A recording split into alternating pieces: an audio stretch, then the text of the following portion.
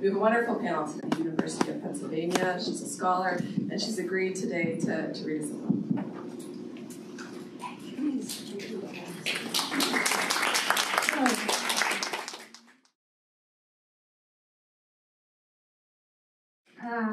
Hi everyone, thank you so much for being here. It's an honor, it's a pleasure to be in the company of some of the most powerful and influential women, really. Thank you so much for inviting me. I just wanted to say a couple of words, the reason that I'm reading these poems today. I'm a poet myself, writing in Persian, sort of translate the subject into English if you like, but I just wanted to say that the tradition that after falling in love with a man who worked for her brother's court, and she wrote thousands of verses, but unfortunately, and most of the poetry that she wrote was actually destroyed in the hands of her brother. We only have 53 of those of what she wrote, but with that 53 verses, she actually established a tradition that really is alive, and it's extremely inspiring. One of those daughters of Rabi'ah, who I'm reading her poetry here today, is Mahbouba Ibrahimi, and she's one of the most pioneering voices of today's poetry from Afghanistan. I had the pleasure of meeting her, I had the pleasure of translating her work into English, and I will read one poem. I will start with one poem, and then I will read one poem at the end. That poem will be by myself. So, she wrote this poem in the aftermath of the fall of Afghanistan, for those of you who know what happened last year. I read it in Persian first and then in translation. گلیم جایی پیدا نمیتوانیم روی زمینمان به اندازه یک اتاق، به اندازه یک گلیم، حتی به اندازه آمدن آخرین درد فرصت نداریم. پس باید فرزندانمان را در هواپیماها بزاییم، در کمپ‌ها شیرشان بدهیم و بگذاریم در سرزمین دیگران زبان باز کنند و یک روز ناگهان از ما بپرسند ما از کجاییم. حواسمان باشد سرانگشت نازکشان را نسوزانیم وقتی آن را روی نقشه بر نام وطن میگذاریم. Killing. There is no place for us on this earth, not even a room, not even a single killing. We don't even have time to wait for the last pangs. We must give birth on planes. We must breastfeed our children in camps. We must let them say their first words in a strange country of others. And when one day they suddenly ask us, where are we from? We must be careful not to burn their delicate fingertip as we guide them across the map and let it touch the motherland. Thank you.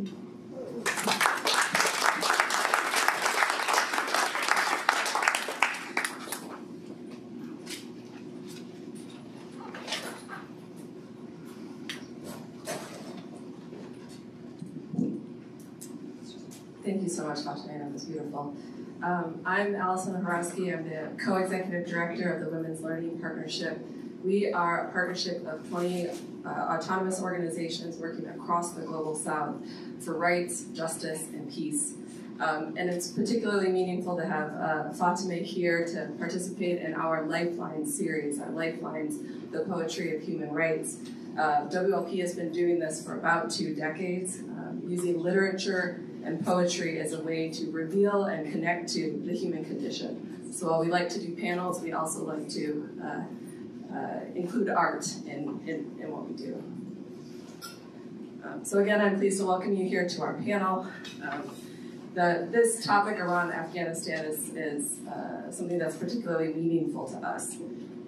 We have been working for 20 years with activists, scholars, and the grassroots in Iran and Afghanistan. And as you will hear today, we're going to talk a little bit about our history, but also a lot about the future, a lot about the new opportunities despite the current challenges. For advocacy, for education, for raising awareness on women's rights in these two countries, and especially the digital possibilities. I'm also pleased to be here today with Layla Austin, who's our my incoming co-executive director, who joined WLP to really spearhead this project and take our work forward in this area. Habiba Sarabi, who's a former Minister of Women's Affairs in Afghanistan and former governor of the Banyang province. And Zala Ahmed, founder of Safe Path Prosperity and a social entrepreneur in Afghanistan. Welcome. Thank you. Turn it over now. Thank you so much, Alison, for this warm introduction, and thank you very much to all of you to make it here on this rainy day. I realize I'm rainy and cold day. I'm very encouraged by the turnout this afternoon, and I'm sure that this is because the topic of women in Afghanistan and Iran is so pertinent and so, in a way, it touches everybody's heart as it does ours. Thank you very much, Fatima, for the wonderful poem. Poetry is not only something very dear to all of us, to Iranians as well as Afghans, it's also something that has been binding us, common language, and for a long, long time also common history. And unfortunately today we both, the Afghan women and Afghan and Iranian women, both face similar challenges in gaining their rights, equality, as well as status in the society. And hopefully together we can overcome this big challenge that has been that has befallen us. Together and with your help, with all of your help. Today, this year's theme of the innovation and technological change and education in the digital age for achieving gender equality and the empowerment of women and girls is very appropriate to the discussion that we are going to have today. Because more and more we realize that this is probably the way, not only how we get the news from our countries, and it's we have been all kind of learning a great deal about social media, about any kind of media through what we have seen coming from our countries, but then also as a way of reaching out to women in our countries. Without talking too much about you, I would like very much to go to our esteemed panelists. I would like to first ask Habiba to talk a little bit about, because I think it's important for us to realize where we've been and where we are right now in order to understand also the priorities and what to do in the future. Because without knowing where we have been, I think we would always maybe take the wrong road. So Habiba, I would like to ask you to give us a kind of a very brief overview of not only what has happened in your country, but then also about your history with WLP and how that has sort of been helpful to you. And then Mahnaz Jan, I would like to ask you the same question, so I will spare the time of coming back to me. So thank you, Habiba. Thank you, Nadra Jan. Very good afternoon to everyone, and warm salam to all my Farsi speaker friends. I'm very happy and pleased, and it's really an honor for me to be among all the friends, especially my Iranian sister, because as Fatima Jan shared about the culture, the joint culture that we have. And for example, I can say that Shamilo is a very well-known name in Afghanistan. And so we have the similar culture and similar tradition and a lot of similarity. I'm proud to be among all of you here today. And of course, at this moment, we have the same pain and same challenges that we are facing. So let me to start, for example, this is the, I came here 28th of February, and within just 2 weeks, I mean, constantly and continuously, we are a group of women, we are doing the advocacy and knocking every door that we are here to do this, to show you or to tell you that we are also human beings and we have the same rights that you do have it. So, but it's not the first time that we are doing. This is the problem. This is not the first time. So we did the same mistake that it was on 90s. On 90s, when the Taliban, I mean, I'm not going to the whole history, maybe it will be boring for some of the audience here, but of course 19th, when we came from one dark era, which was the Mujahideen group, so-called Mujahideen group in civil war in Afghanistan, and entered to Taliban took power, and because all the corruption and all the civil war was happening in Afghanistan, but they took the power, and I,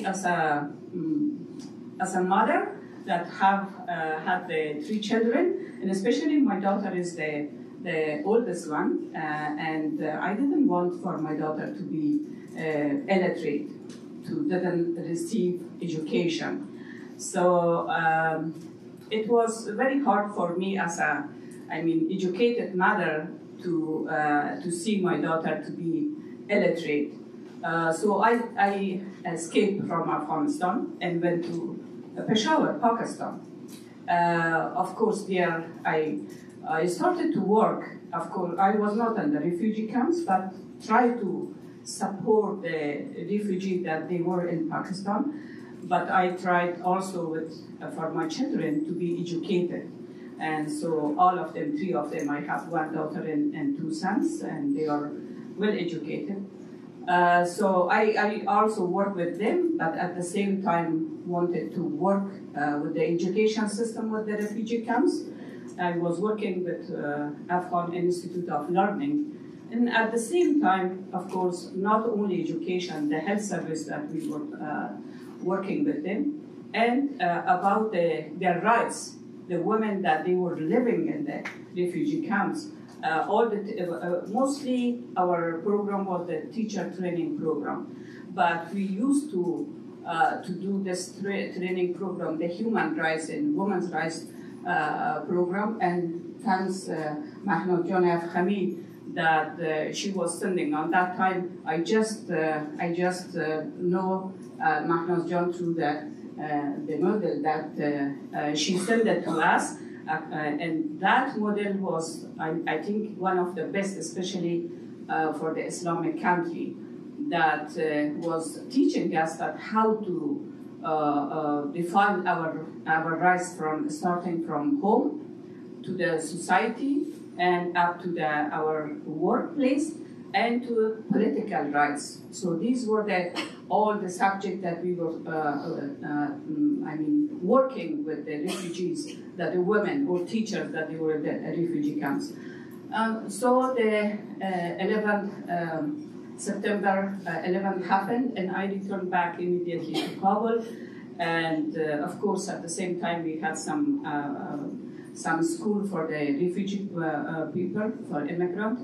And so I wanted to take back all the school back to Kabul, and immediately I started. And after that, of course, according to my experience working inside Afghanistan and also had this program in Pakistan, so I was appointed as a Minister of Foreign Affairs, and after 2005, I was the first in, on that time, the first in ever, only governor, woman governor in Afghanistan.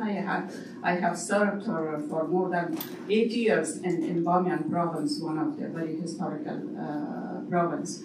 So I have been worked a lot with education, so I'm proud that on my time when I was the governor of Bamiyan, the girls' enrollment to the education system was 43%. Even it was higher than the entire Afghanistan.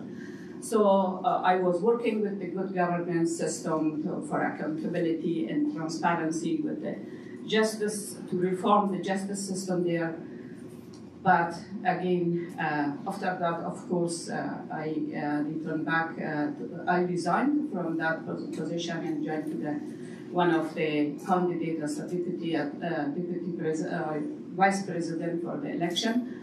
But finally, I'm not going on the detail what happened, but finally this September, collapse of September happened.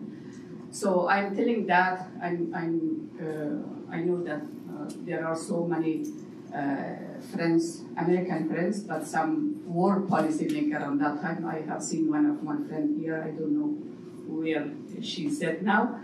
So I think this is good to know, but I'm sure that she knows and many others know that it was all the collapse that happened. It was a kind of joint failure for both from the people of Afghanistan, not people, ordinary people, the government of Afghanistan, which was a corrupt government. I know, I have to say that. And also from international community at the top, the decision that made by the administration and president or the policymaker of America. So because this wrong policy, everything just vanished.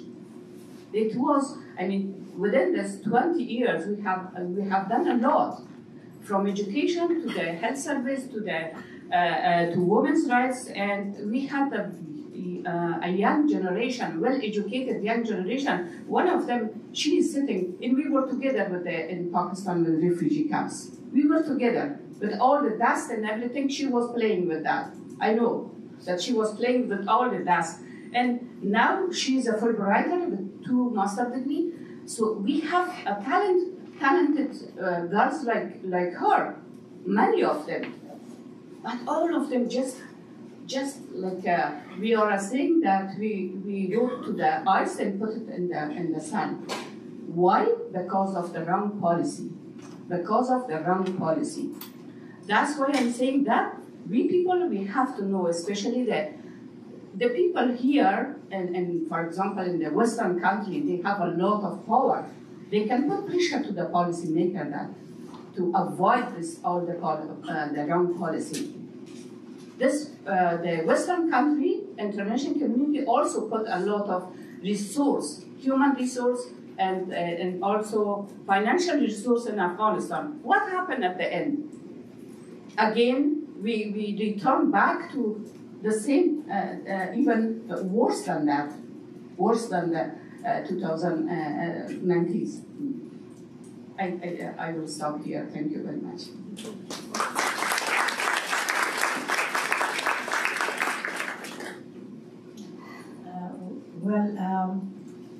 Going to the Iran situation, I have to sort of duplicate some of what Habiba was saying, because I was in Iran after studies in the United States.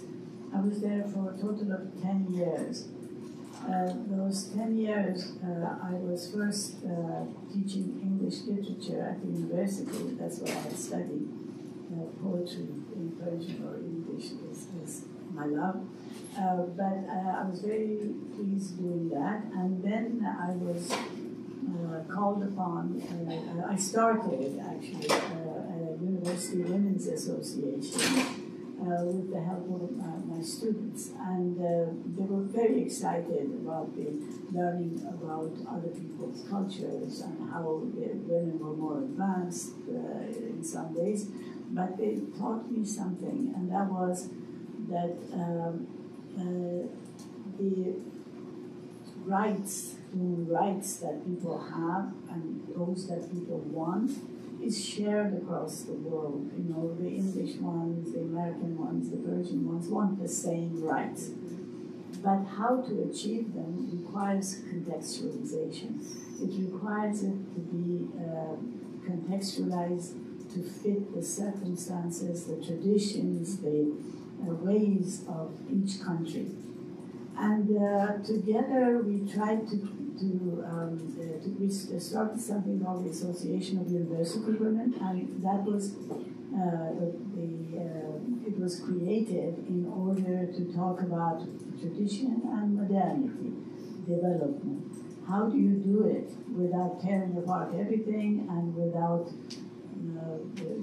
losing some of the precious things like the story of the poetry that Fatima was just saying from hundreds of years ago, that you can learn from as well as what you have today. So from there, from starting that, that organization, which was trying to find out how to become equal in terms of gender, but at the same time keep some aspects of your culture. I was asked to lead the Women's Organization of Iran, which was a large national organization. And there, again, we learned something that I'm not going to go through all the things we learned. One of the things we learned was that you have to learn from the people what it is that they want. And so what we did is just went to 40 cities and villages around the country and tried to ask the people whether they were labor or whether they were teachers or whether they were agricultural workers or what it was that they wanted. And I never forget one instance when in a factory we kept talking about law. And we all thought laws are what people are most worried about. And they're right, because the laws were at that time, and still are in most countries, terrible against women. In this country, they still are. And we just went back somewhat on abortion, as you all know. So I was asking a woman who was working in a textile factory, what laws do you want changed? She said, I'm only getting paid 25 tumors. I kept saying, what laws would you like to have? Don't you like to have the right to divorce? And she kept saying, I'm only getting paid 25 tumors a day. And then finally, I said, well, don't you want to have the right to get a divorce and go home and go to my father's to be protected by him? So what I want is enough to be able to support myself. So we learned that and went to see what it's needed. And what was needed, so far as we saw, was that people need education. They need to learn literacy as well as skills building so that they can earn enough money. And so the centers that we developed during this period were focused on that. That doesn't mean that we left the laws alone. Of course, legal backing is very important. But the fact was that education and skills building gives a level of independence and a level of awareness where people can then ask for better laws, for better human rights, and for better organization. So I won't keep too much on this. The only thing that is important to remember as we look to what we need to do now in the present in Afghanistan and Iran is the lessons that we learned some 45 years ago about education and skills building, and as well as legislative change.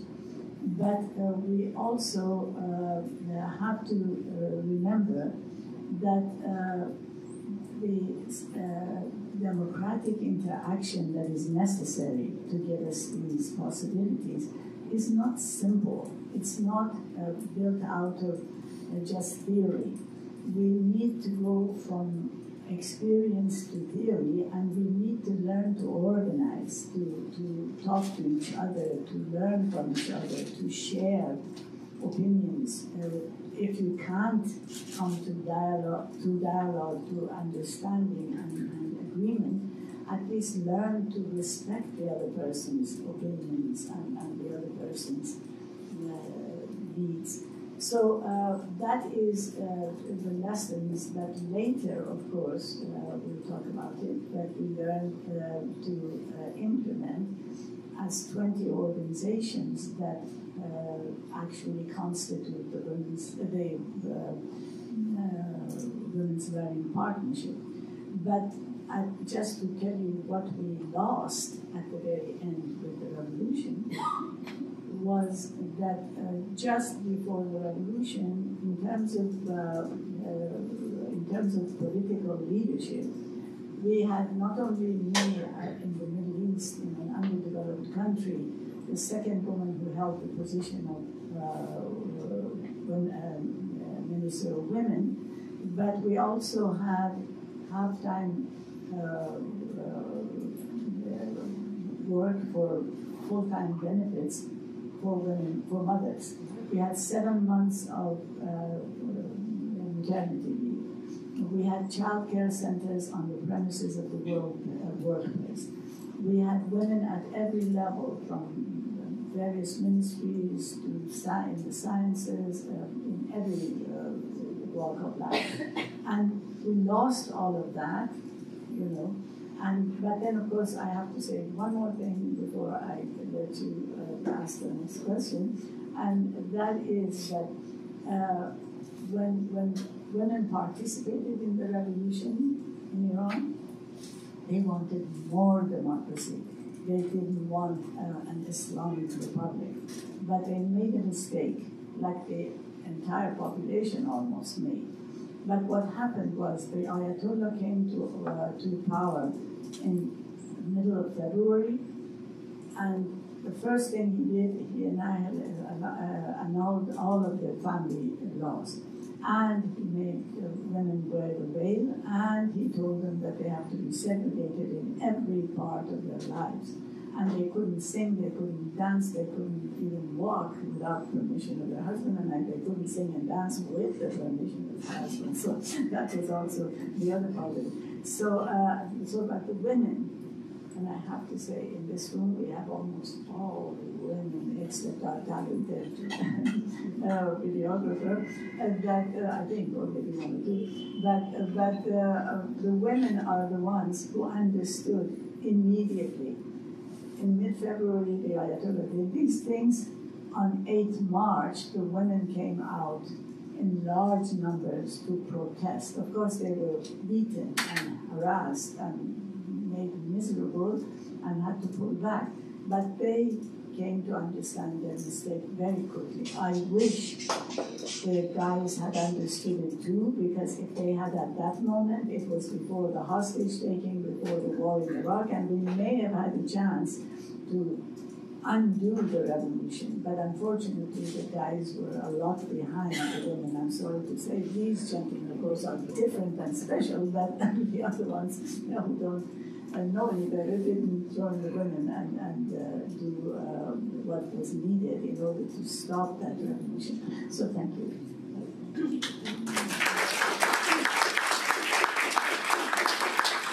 Thank you very much to both of you for giving us this tour d'horizon of this historical perspective. I have to add maybe a few points. First of all, both of these ladies are so accomplished. I'm just like looking in awe to both of them. But I also want to say that I'm a product of the years that Manos was at the helm of advancing our rights, and after the revolution, particularly because of the kind of job that I had the opportunity of traveling to Iran many times. And what I want to say is that even though the government, or even though the Ayatollah was able to roll back some of the rights, the culture within the families continued the way it was before the revolution. So, in other words, your hard work survived. It has even survived after 44 years of really concerted indoctrination and push and shove and whatever we want to say of the Islamic Republic. It still has continued. And when you go, Iran is a very secular. The families are very secular minded. They're not at all what the government or whatever the regime wants them to be. So, and I have the feeling that this is going to happen in Afghanistan as well, because all of that hard work is just not going to dissipate. It's just going to shape itself into a different, into a different way. Which brings me to the next, to my next speaker, who is much more connected to Afghanistan, to the current issues in Afghanistan, and has been working with Afghan women directly inside Afghanistan. And I would like to hear from you. What do you see as the openings, the opportunities, and also the big dangers that are looming on anyone who works on women's issues? Thank you, and salam bahama, good afternoon. I know most of the audience speak very Farsi, and so salam, and thank you, first of all, Women's Leadership Partnership for giving me this opportunity, and I'm honored to sit next to Ms. Habiba Sarabi and Mahmoud John and you, and to talk about my country and my people. I would just focus on what happened after August 15, 2021, and before that, yeah, thank you for that poem, for reciting that poem, because it reminded me of stories, my family, my own family, my sister, which was evacuated on August 19, and my close friends, that they left Afghanistan on those evacuation flights. It was emotional. And thank you. I would say that, as you all know, Afghanistan is witnessing a humanitarian catastrophe with worsening poverty and hunger. And this situation has adversely affected women and girls, especially women that are the only bread winners for their families, and they don't have any men in the family to earn an income. And as you know, every single month, I would say there's a new ban on women's. Out of 88 orders or bans or restrictions, 55 is directly for women, which restricts women's access to education, work, participation in public space, even going to gym, going to parks with their kids, and freedom of movement, of course, journalism, media. So they have banned women from all walk of life. And the last two devastating bans were on employment of women who are working in NGOs or humanitarian work, and also the women's access to higher education.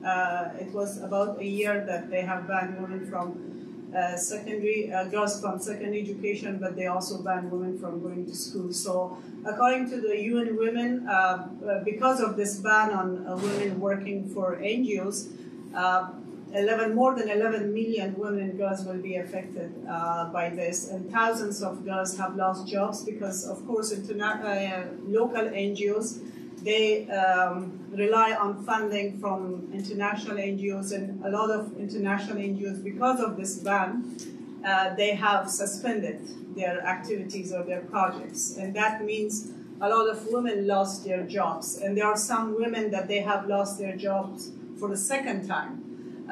First time was, of course, after August 2021. There was one story that I read that she lost her job, and after 8 months of continuous search for job, then she just got an offer, but before starting it, this other,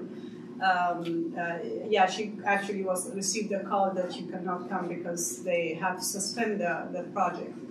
But at the same time, I understand that this is all on news, and what I wanted to say, and the other panelists also shared, that women are brave and women are resilient. That's what I saw. I want to talk about the bravery of women of Afghanistan, because I have witnessed women and girls that, despite all the risk, that they know that they can be killed while they are leaving their home, but they still go for, whether it's a secret class, educational class, or working in a factory, or working to feed their children. They still go. They might be stopped at checkpoints, and by the government, but they do take that risk. And as you said very well, that 20 years of hard work is not going away, and it's not easy to take that from them. That's what I would want to share that I have witnessed. I went last month for 4 days, and we have like a project where we create jobs. That's our goal for now, because women need jobs, women need employment, and I was amazed at their bravery that they would come to work every single day. Of course, it's a business, it's not an NGO, that's why they are allowed for now. Yeah, I mean, I would love to answer any question. I would say to share more information, but as Habiba John said, for the last 20 years, I also worked in Afghanistan on girls' education, on women's rights projects, on women's economic empowerment projects. And we had education classes and leadership classes for girls in very remote areas of Afghanistan. And because of those kind of programs, a lot of those girls end up going to universities. And I actually saw some of them this time that they are staying at home. And there's no plan and no future for them. And that's what I want to, that's the message, their message that I want to share here, that they're kind of helpless and hopeless. And still they are like, they are waiting for something good to happen. And let alone the pressure that they are feeling from their families and society that, okay, now the only thing that's waiting for them maybe is marriage, right, at a very early age. And so as we see that these restrictions on women, it's not just a lost source of income, but it's a lot of other pressures and issues, depression and mental illness and all that they face. Yeah. Thank you. Thank you so much for giving us this real life experience in Afghanistan. I mean, it's always important to look at the glass half full or half empty. So in other words, there's a great capacity that is still left in Afghanistan. And I think that's important. It's important not to, it's important to do everything possible not to erode that capability, that capacity. And I think part of the reason that we are here today is precisely to kind of fall into the mission that CSW has set for us, to use technology and to use this innovation technology in order to advance women's empowerment. And hopefully this is one of the things that we are talking about, of what can we do in the future. So I would like to turn to you. Maybe I can start from you, Madam, and then move on. Looking forward, what can we do? What can the international community do? What could the partners of WLP do? What could anyone do in order to help Afghan women, Iranian women? Because even though the constraints are the same, the situations are a little bit different, but still, the access to these women is still very difficult. So what could we do? What are the priorities we could look at? What are the opportunities you could jump on? Thank you. This is called Taro. Actually, I think that even though we are facing the same horrific circumstances in many ways in the two countries, and our cultures are intertwined and our language the same, but I think the situation in Iran is somewhat different because we did have a whole lot of actual organization and development and in terms of women, preparations before the revolution, and also we were able to keep it going for a long time from the outside to the inside. That is, there were periods after the revolution that it was possible to do civic work to some extent. In some ways, we were even hopeful that maybe this will evolve into something possible. For instance, there was some level of freedom in terms of women organizing into civil society organization. One positive thing was that the women who had been, who were very religious and who were not comfortable to come to the meetings and to gatherings in unveiled spots, they would not participate with the women who were unveiled. But after the revolution, there was a mixture. It was possible to do more of that. I mean, we were looking for some signs of possibility, but then soon we learned that it's not possible. But what was there was education happened. There was a period during Khatami, who was one of the more reformist people. It was possible for women to go to university. It was possible for they were bothered at entrance. They were bothered whether they were wearing the hijab or not. They were in many ways limited, but nevertheless, at least a certain amount of preparation for education at the university level was possible. And there were really sometimes more women actually graduating from universities than actually men. And they were in everything, all kinds of majors, and working in all areas that were not governmentally dictated. You couldn't expect anything from the government.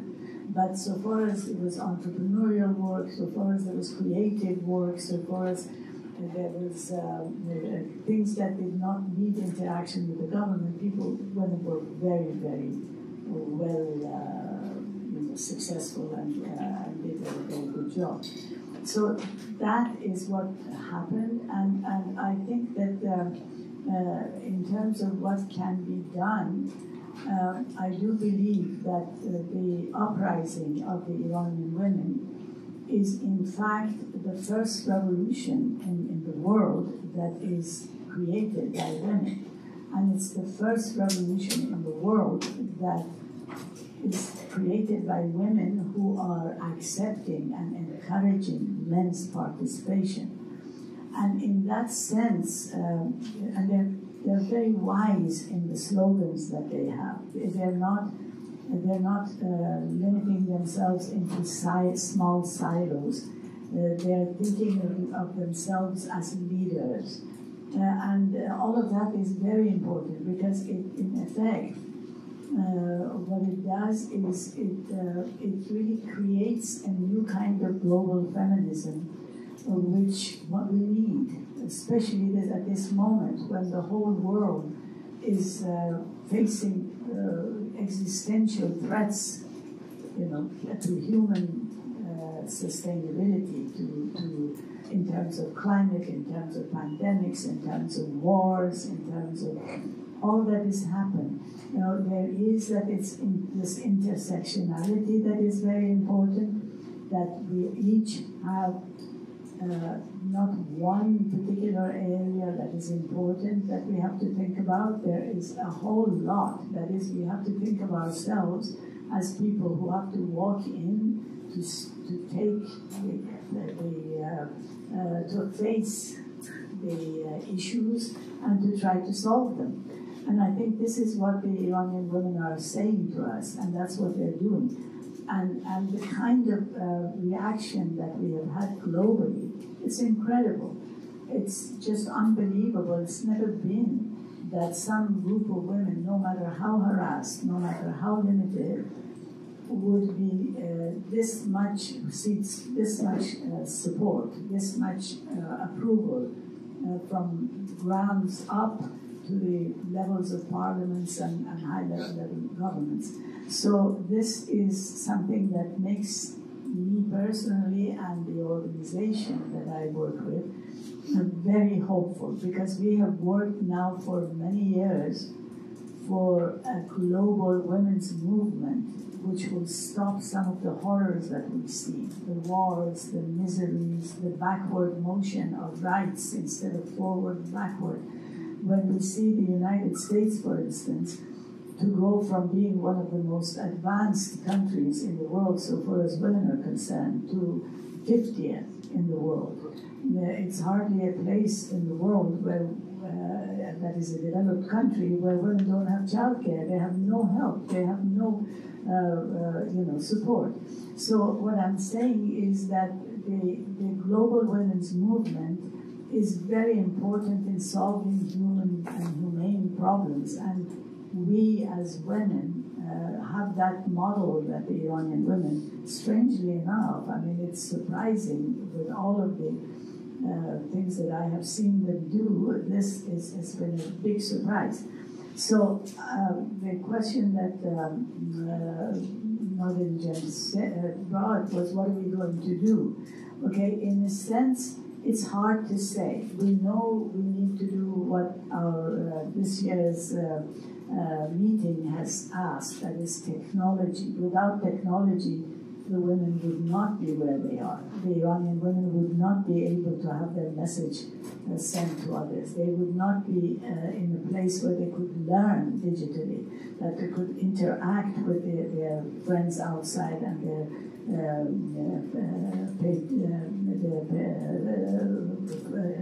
Iranians in exile outside to help them. So that is all there, but we can't basically give any formula because we don't know what they're going to do or what's going to happen, because this is so new.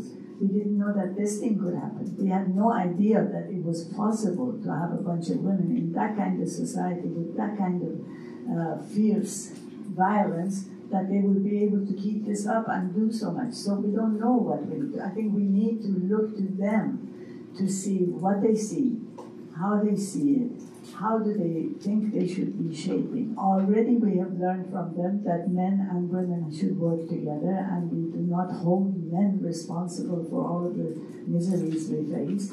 We are all in this thing together, that at some point there was ways of behavior that were really inhuman, but right now we have to talk together, work together, dialogue together, share together, learn together, and create societies that are livable. And I think we have to wait and see what they want. Not wait, that is, bring their condition to be more and more visible all the time, get support from civil society as well as from governments, and bring out the savagery of the government that we have in Iran, and get signals from them what they think the next thing would be. And I think that the interaction between inside and outside is hugely important for Iranians, and I think also to a great extent for our friends and sisters in Afghanistan. If I can add to the question that I have that I asked Mahnaz, also a smaller question. In this world where there are so many priorities and so little money, and particularly with the issue with the war in Ukraine, it's sort of like it has sucked out much of the funding that is made available.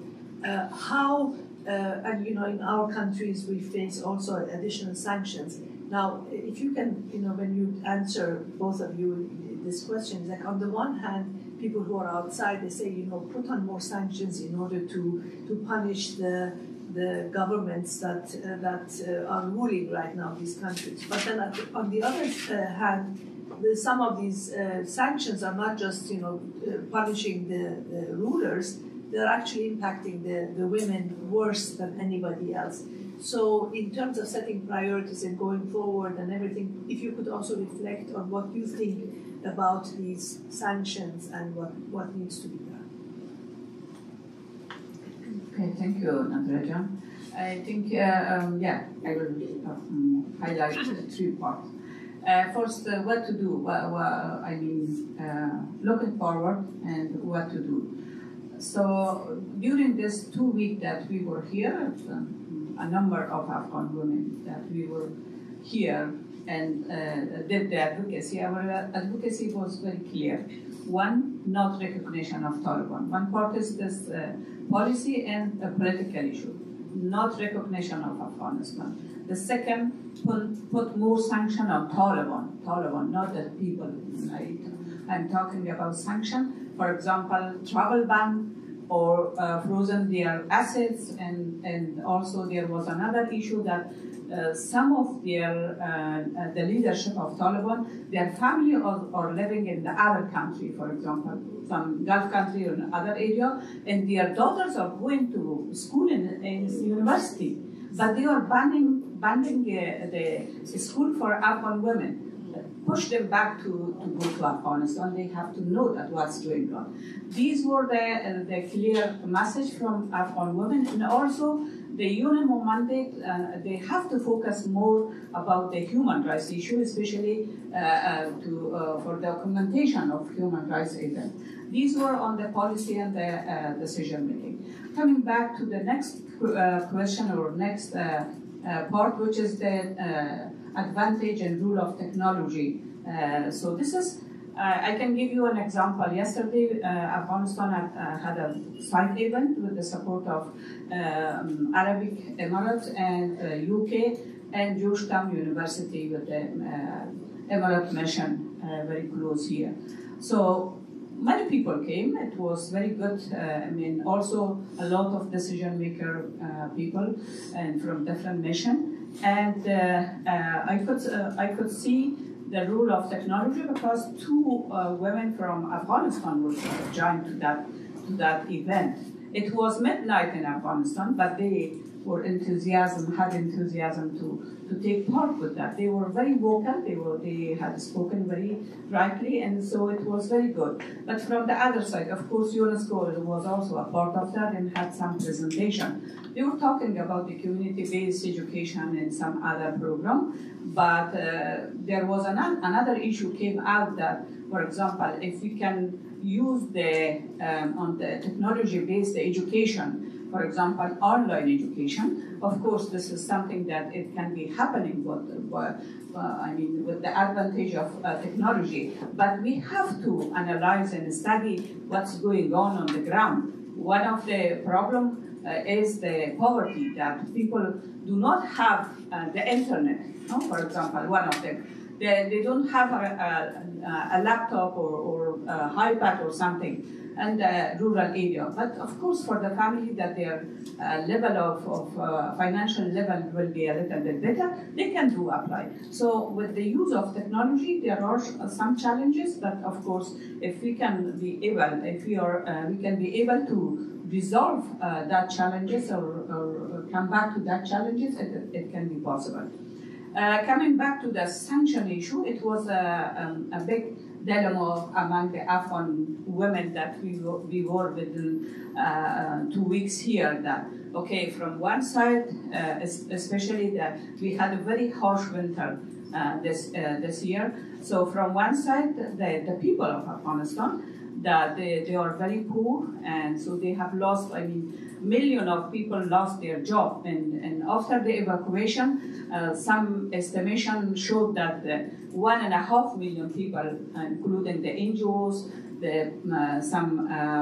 people who were working at the government, so 1.5 million people lost their job, and after that, addition to the women that they were working with the international community or international organization, they also lost their job, and all of them will be a part of, increasing the poverty and the starvation in Afghanistan. What can we do?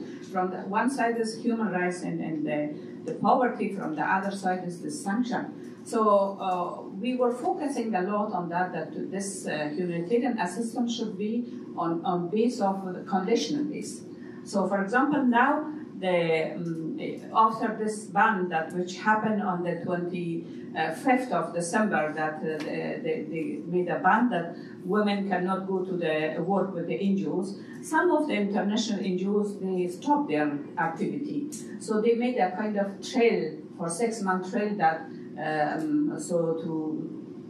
they call it survival of something survival or something, that of course for 6 months. So this is a period that at least they can recognize, or they can analyze that if they can, the Taliban can be, obey or respect that condition or not. Thank you. Thank you.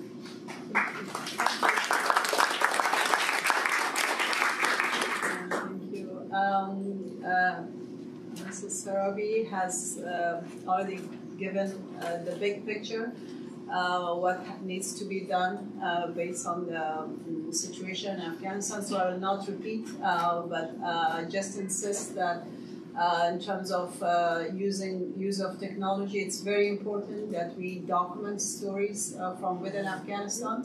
It can be stories of resilience and bravery, because that will give hope to many women and girls who are still in Afghanistan. If when they read a story of another woman or of another girl who is in Afghanistan, that they are trying to survive and trying to do something, so that will help them, not to give up, because there are stories of women and girls who commit suicide during the last 1.5 years. So that's one thing. But also, I believe that it's important that those women and girls who are in Afghanistan, not that stories of resilience and their bravery, but also what needs to be done, because they are living in that situation. So what are some of the practical steps that is in that context might work, even if it's a temporary basis? So that's one thing. And then, of course, I echo the sentiment that was shared just on our role, or the Afghan diaspora and the international community here, that be a voice for those women and girls, or for Afghan and Iranians, all women that suffer and they don't have the platform that we have here. So that's important. And more relevant to my work, as I said, we create employment opportunities while we build resilience, build confidence, and promote girls' education and gender equality and overall well-being of women. Because I believe that if a woman or a girl, they themselves don't feel safe and don't feel healthy, they cannot do anything for their families. And mother or a woman is such an important part of a family. So relevant to our work, I would say, again, e-learning. Online education is one thing. Again, we don't want that to substitute to the formal education, and it doesn't mean that we are okay if there is girls are banned from school, but it's at least short-term solution to until I'm not sure until when or whether it's possible with this de facto authorities if girls will ever be able to go to school. But I think e-learning, so what we can do is maybe partnership with universities here and colleges, even high schools. I think that's something practical that they should have scholarships or funds available to cover that electricity and internet issues, and then that's one thing that I'm thinking of. And then the other thing that I witnessed this time, that a lot of, because they are banned from work, from education, from going outside, basically there's nothing for them, and depression or mental illness is very common now. And maybe psychosocial support, again, through online platforms. That's one thing that it's something it's feasible to use of technology. Thank you. Thank you.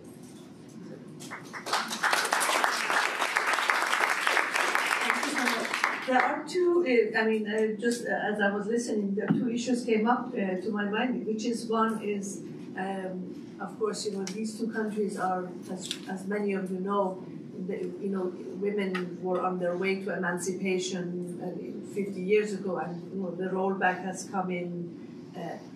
It's not just these two countries that it happens there. It can happen to any country, to any women, to anywhere, and it just by a stroke of a pen that women's rights could be revoked. So it's actually a warning sign for every woman around the world, not just for I mean, we are suffering it, but you know. The second point that I want to highlight is the role of men. I mean, what has changed in my view is that this, and of course what you also mentioned, that this generation of, for instance, Iranian men think so differently than their fathers. In 1979, when everybody was talking about democracy, the men were pushing the women out of the public sphere. These men, these young men, are now ready to fight and die for the rights of their sisters, their mothers, their brothers. So this is a generational change. The revolution has already happened, in other words. But now I come to the fun part of this session. I mean, this was already a lot of fun, but let's see, interaction of people. Yes, please, you have some questions from the floor. Unfortunately, I think, does the other one work? Check. Oh, yes. Check. And if you could briefly just say who you are and where you're from, and also to whom you are, posing your question to. Okay, my name is Özlem Altok, and I am here as a delegate of sociologists for women in society. But I wear different hats because I'm from Turkey, and I'm a part of Women's Platform for Equality Turkey. And we actually hosted Mahnaz Afghani, and we hosted our Afghan sisters and Iranian sisters with some events we organized. Speaking of, digital technologies, this was the first time we were meeting them after the August of 2021, and also after the Mahsa Amini protests. So I stand in solidarity. And you actually said something I wanted to say and remind everyone, as someone from Turkey who has seen the backlash against women's rights over especially the last 10 years. It really can happen anywhere, and I don't think that any of us have the luxury to take our rights for granted. I really appreciate you all sharing your experiences. There is so much to learn from these experiences. And I love some of your suggestions as someone who teaches. I think that we need to hold institutions in the rest of the world, especially in the United States, accountable and responsible to help girls' education in Afghanistan. Thank you. Thank you very much for your comment. I will take that question. By the way, I also forgot to mention that we have a wide audience online, so I will take a few questions from here, and if there are any questions online, I'd like to also respect their wishes. Yes, the lady in green, and then I think there was another one, so 1, 2, and then we will go to the questions online, and hopefully we will have time for more questions on the floor. Yeah.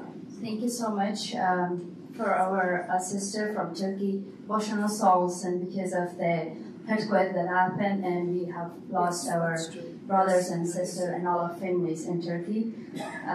Thank you for so I will conclude on that. I am Sweet Azimi, a representative of the Labor Union from Afghanistan. And my question is going to be to Ms. Sarabi and also our sister. We have been talking a lot regarding the women issue in Afghanistan, but we didn't have any tangible results on the education, and also there has been a lot of more than millions of Afghan women that they lost their job.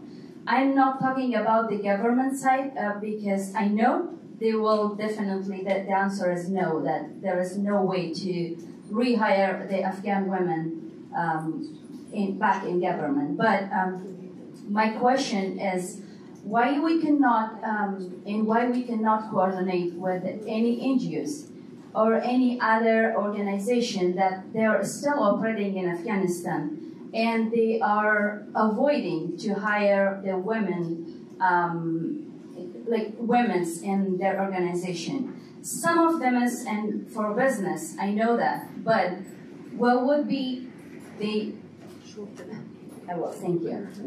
Why we cannot coordinate with them to at least provide some restrictions in Taliban to keep that capacity of women's labor with them, and at least they can work remotely from their home. But there is 1,000 women that they fired because of the last announcement that the Taliban made.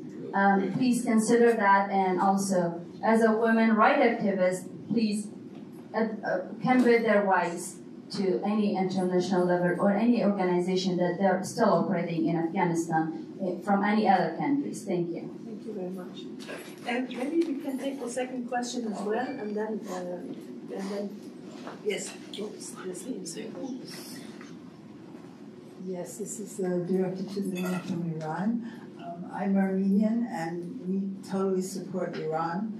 And I'm also a citizen of Artsakh, that part of Armenia that Stalin gave to Azerbaijan.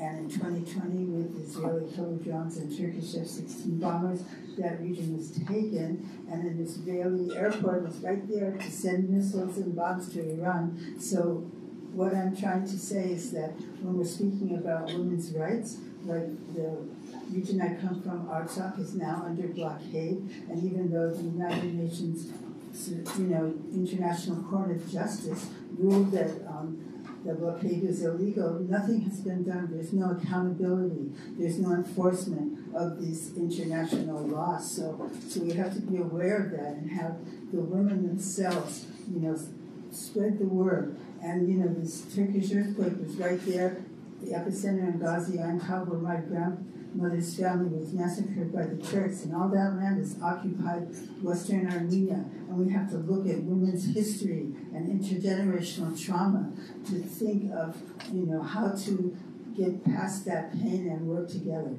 Thank you so much. That's very important experience to have.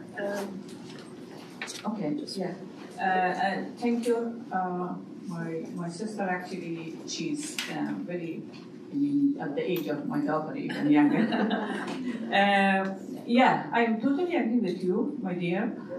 So we are here because of that, to make more coordination, to make more lobby. There are some forums set up. One is by European Union, Afghan Women Leaders Forum. There is another one here, based here, Women Forum for Afghanistan. And there is another mechanism for set up by the USAID with Lina John Amili. So these are some platforms. We have to bring them together. Yes, if you want, I will keep contact with you. I will share my contact with you. And anywhere, anytime, we welcome to do the best coordination and cooperation.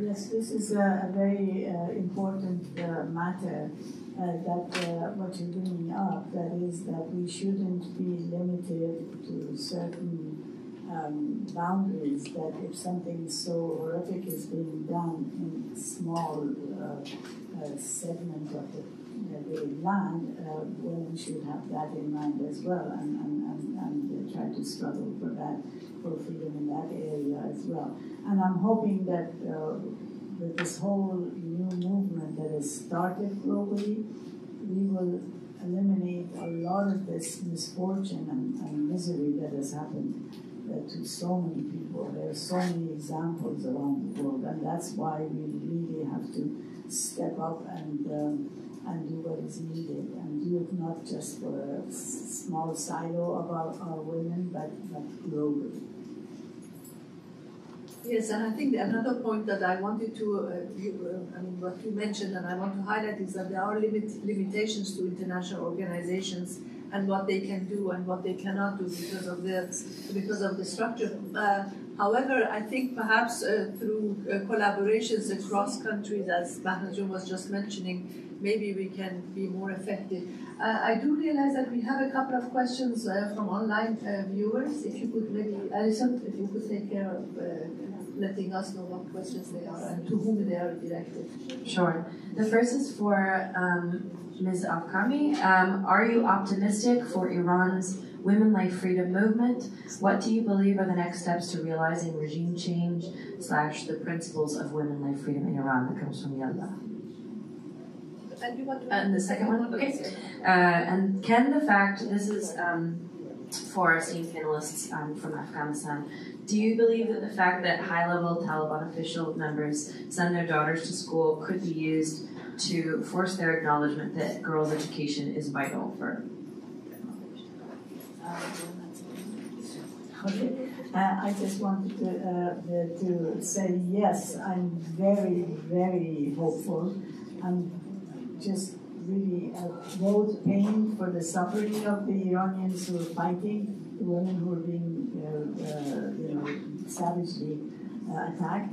But at the same time, I think what they're doing is for everybody. It's a global movement and not just Iran. And it is going to be successful. There is no two ways about it. I mean, I really promise it. I don't know how much time it will take, but it will be successful and it will have an impact on all of our lives if we all take the responsibility to say it's my job as well as her job or as well as his job.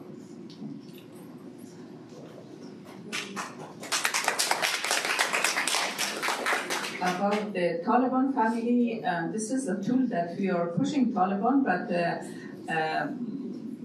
from my point of view, the Taliban mentality are the same, but there are some changes, coming to some level of Taliban, fraction among them, but the people who, some of them even stood for the education for girls, and they somehow shared their, publicly, they just they share their statement.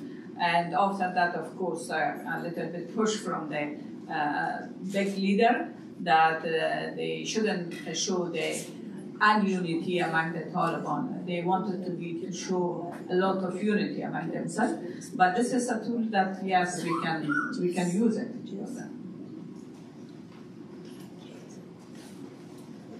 I think we have time for one more question here, and you have one more. Sorry, I didn't hear you. There's questions in the back. I see. Let's take. Okay, I see 3 hands. If you can be very short, because we have to really rush. Unfortunately, we can be here. You ask first, and you're second, and third. Okay, in the back. She's here, I'll stand. Yes. Hi, I'm Maham. I am part of Plan International USA's Youth Advisory Board. I guess that's my main role. The question I had was, I often see Iran and Afghanistan, and a lot of the issues tend to pop up on my social media feed, and that's kind of how I learn about them when tensions really escalate. And I know that the fight for gender equality is not necessarily like that. It's kind of an ongoing fight. So I was wondering what advocates who are maybe geographically and culturally more removed can do to support these issues in their own advocacy movements. Thank you very much. Number 2, this lady here. It's not a question, it's a comment, and it's a question that you asked why international community can do for Afghans. I think before we ask for an international community, we should ask ourselves what we can do for ourselves.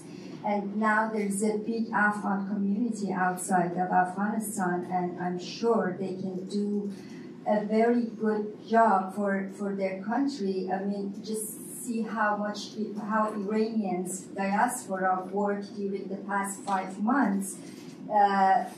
The thing that Afghan diaspora can do, they can amplify their voices, their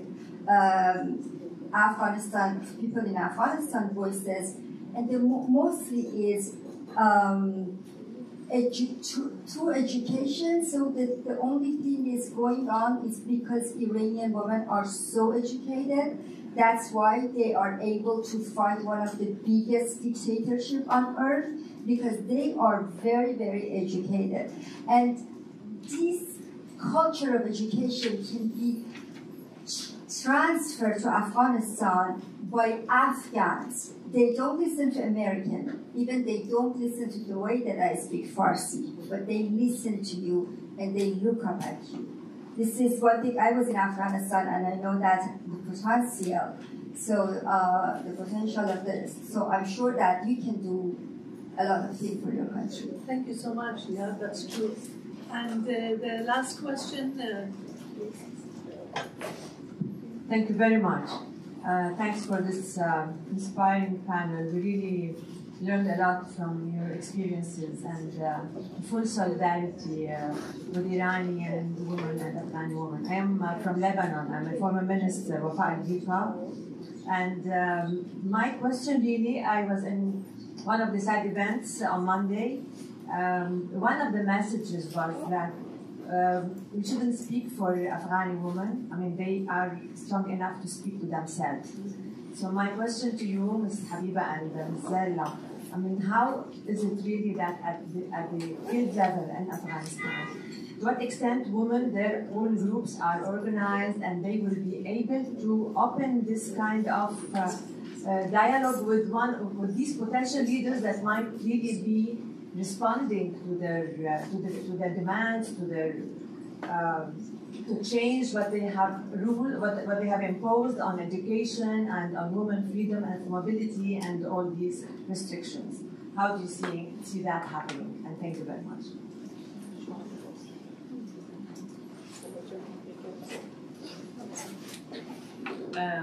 Okay, thank you all sisters for your question. First, I think it was about the advocacy there, how we could do this advocacy. Yeah, that's true, that we have to do the advocacy not only here, the women that they are out of the country, and also the women that they are inside the country. They are also doing a good advocacy program through the Facebook, social media, so there are now another topic that they cannot go on the street to protest. They can have, for example, I can give you a concrete example. Before the 8th of March, one week before, because we have connection with them with different networks. One of the networks was that I'm connected with them eventually every day. So they said, okay, sisters, who has a little bit bigger room that we can come together to celebrate the 8th of March. So it was really very, for me, painful, but at the same time, as Zalajan said, it's resilient, no? That how they can do that one. And they come together, for example, 10, 15, 20 in a small room and make a placard, and after that, doing advocacy for their rights and putting to the social media. This is the advocacy that we have to continuously do and not non-stoply. And what can we do for ourselves? Yes, that's something that women inside Afghanistan, they are doing for themselves. They are really doing. They have their voice, as my sister there said. They have their voice, but we have to amplify their voice. This is something which is very important, that we have to connect them and to be a bridge between the international community and the women that they are inside Afghanistan.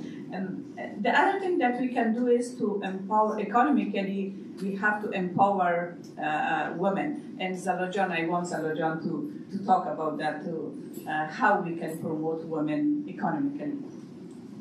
Thank you. And she did a good project on that. Yeah, thank you. That's such an important question or comment that you have made, and as a follow-up to what Habiba John said, I would say regardless of education is indeed important. I'm speaking here because I have a good education, and thanks to my father, of course, my family to give me that, and I believe in education and the power of education, that it's such it's an asset that is with you all your life. But regardless of education, human beings, it's our nature. We want good things. We know what's our rights. We fight for it and we take the risk. I have witnessed girls from a remote village who will come all the way for computer classes before this de facto government or Taliban to come in power.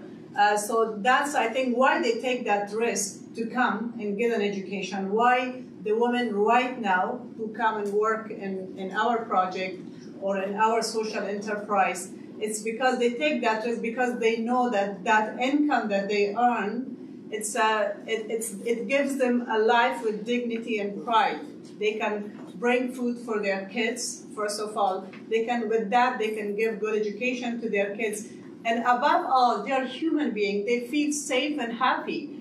I just want to share one thing that when I was there, I called a girl who was in third year of university, and I asked her to come and help with the research that we are doing right now on women's reproductive health and access to health services and to this. And then I was like, because of safety reason, because you live far from the office, you can work from home and just come once a week. And she was like, no, I'm depressed.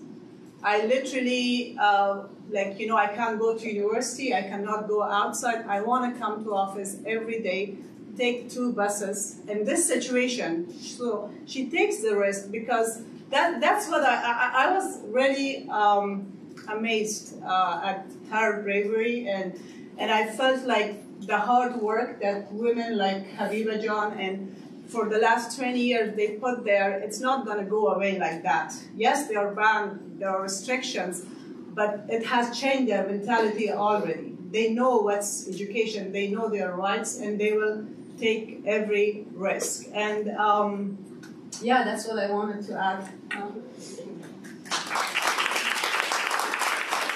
Thank you so much. We have to move on almost.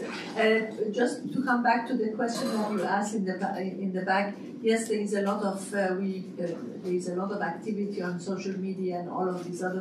What you can do as as our sisters is to really echo that and echo it, because, for instance, one of the things that attracted the global attention was that the Mahsa hashtag became viral, and it wasn't just because Iranians retweeted it. And thank you very much for also mentioning it. I very much appreciate the perspectives from every other country. I just wanted to, as you were saying, I was reminded of 2 proverbs. You were saying that there's so much work to be done.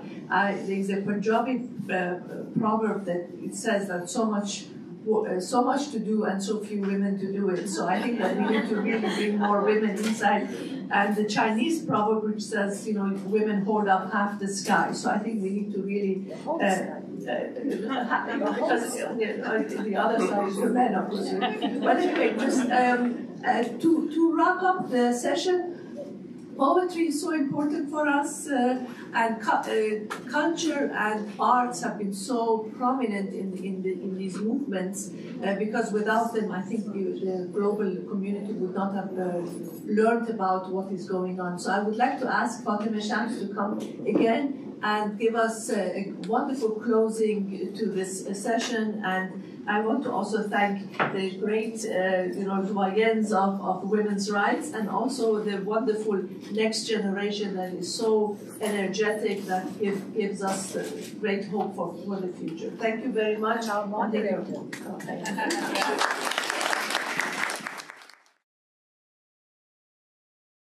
There is no gender in love.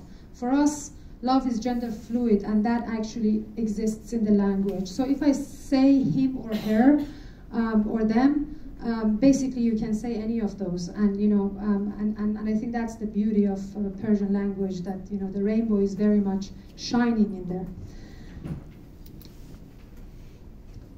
بوسیدمش کنار خیابان یواشکی دور از نگاه گزمه و صدفان یواشکی گم می شدیم در تن هم چشمهای هم با دستهای در هم و لرزان یواشکی میریخت عشقمان به تن کوچه ها شراب کتمان دین و باور و ایمان یواشکی چادر سیاه شب زده روزهای دور در کیفهای مدرسه پنهان یواشکی هر روز با دو چهره هموار مختلف از گشتهای مرگ گریزان یواشکی در حسرت رهایی تعذیر ناپذیر ای کاش می رسید به پایان یواشکی